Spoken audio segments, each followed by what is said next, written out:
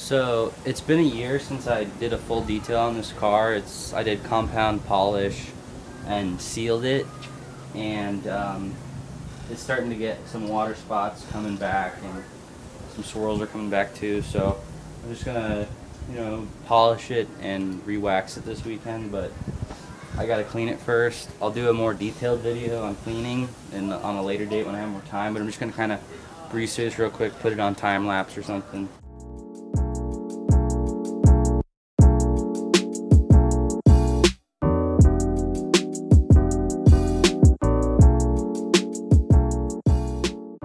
Alright you guys, so it's been a day since I washed the car, but it's been like a second for you guys. Basically, I'm going to strip the wax on the car, and I'm going to polish it and then re-wax it.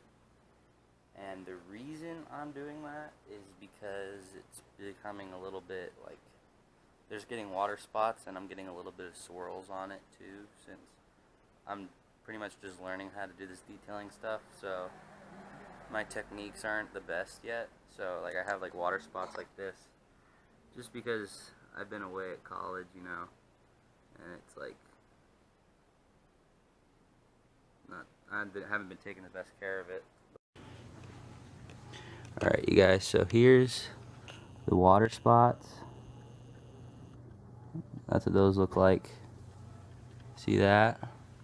That's just calcium deposits on the paint from the water spot's sitting, but it's probably not on the paint because I have wax on it. It's just on the wax.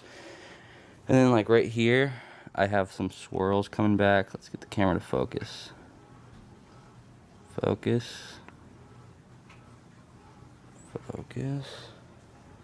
Okay, there's like faint lines that you can see when I move the light. Those are swirls.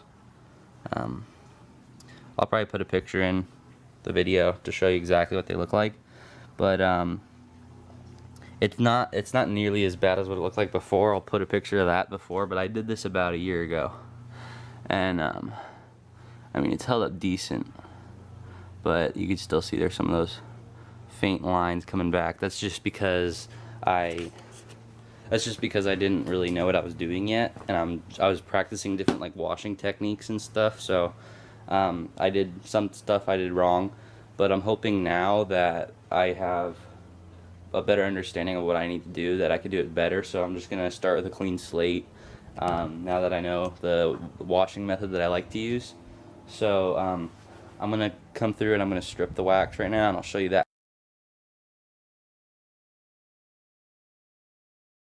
So to strip the wax, I'm just using an isopropyl alcohol mixture. It's 50-50 isopropyl alcohol to water. And this just kind of like, it acts as kind of dish soap, where it like kind of breaks the bonds of the grease in dish soap, but this is wax, so it'll break the bonds and it'll take all the wax and whatever was stuck to the wax off, and I'll have just paint. I'll take you in closer so I can show you some of the swirls that are in there underneath the wax. So with the sunlight, using the sunlight to our advantage, you could see those very faint scratches right there, like right here, all those. If you like kind of look right here,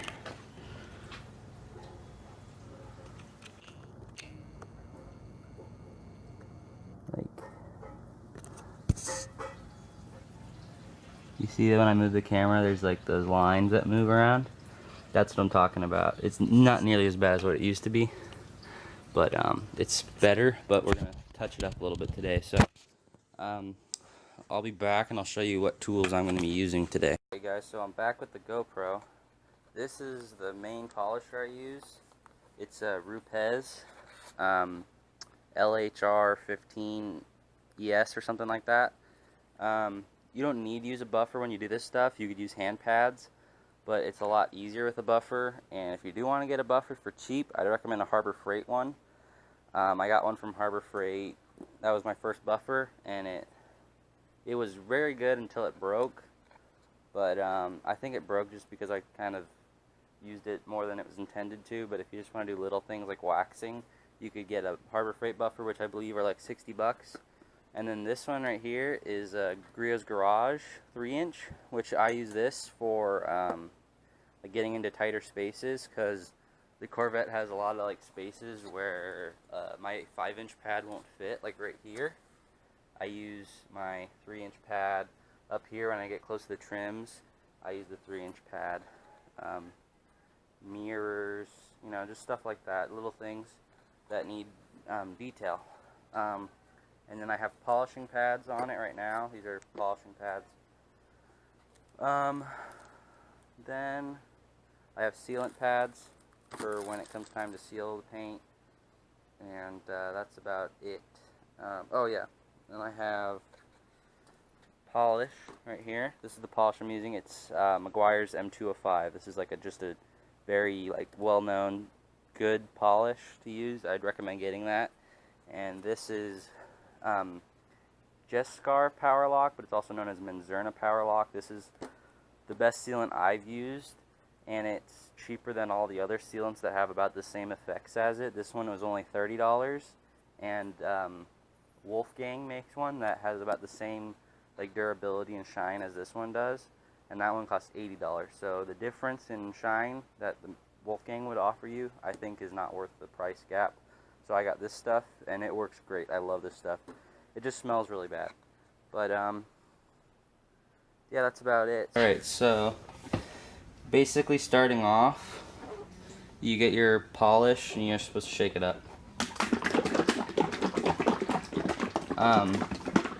So since this pad is completely dry, you need to prime it first. So I add like 5 drops of polish like that, and I give it a spritz of water, maybe 2, and then you gotta kind of just rub in get the polish around. Just give it a good rubbing in. And if it's a brand new pad, you're gonna want to cover the whole thing, but I got it wet, so it's fine. So now I have it on speed setting 1 right here. So I'm just gonna kind of I'm not putting any pressure on it yet, so I'm just kind of work it in right now.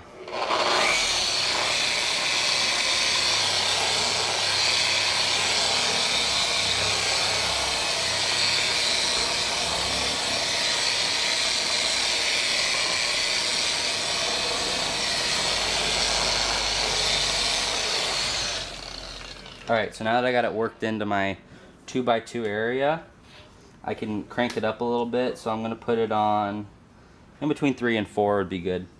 And now you're going to want to put a little bit of pressure on it to where the sound changes a little bit. So, and you're going to want to work slow. You got to go like this. I got this fast. That's how fast you want to go. That's how you do your work. So, I'll show you that right now.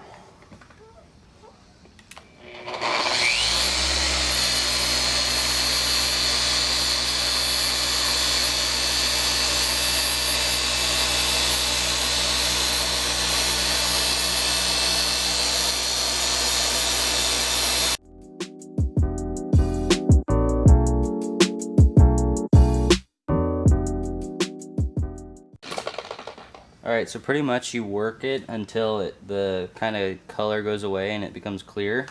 And this is what the pad looks like afterwards. So you're actually, well, if you have a clear coated car, it won't do that.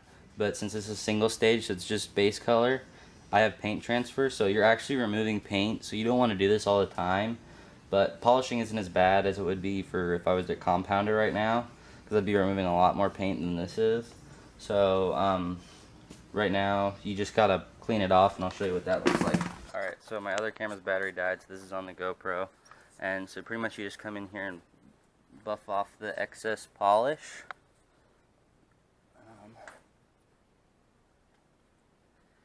And you got your polished paint. Let me get a light so I can check this out. You're gonna want to check it out to see if everything's good. But oh yeah, that's good. So it's just swirl free now. It looks real nice.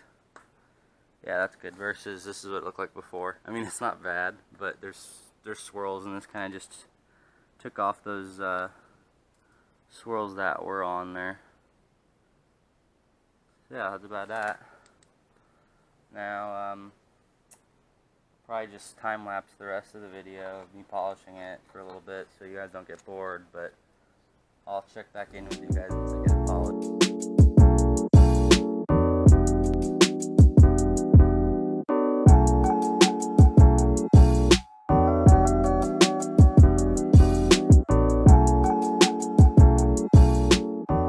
Alright, so I got the polishing done around the whole car, so now I'm just going to go back again with some isopropyl alcohol and wipe it all down.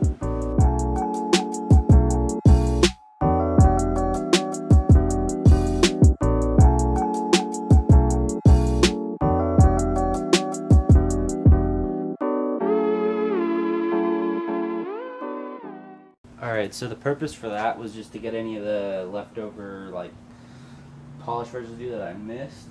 So now we're going to be moving on to the waxing portion. So I got my polisher here with the wax pad, and I got my wax. So for this step, you're pretty much just going to be thin coat. You don't spin it up very fast. You probably just put it on like 2 or something. Thin coat all the way through, crossing it over so you get even coverage.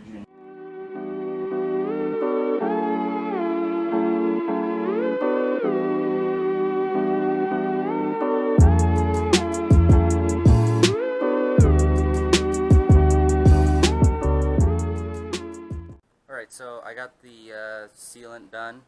You can see that it's all hazy now. So I just gotta let that dry for 30 minutes. See how it's all hazy? It's like that all over the car, nice even coat.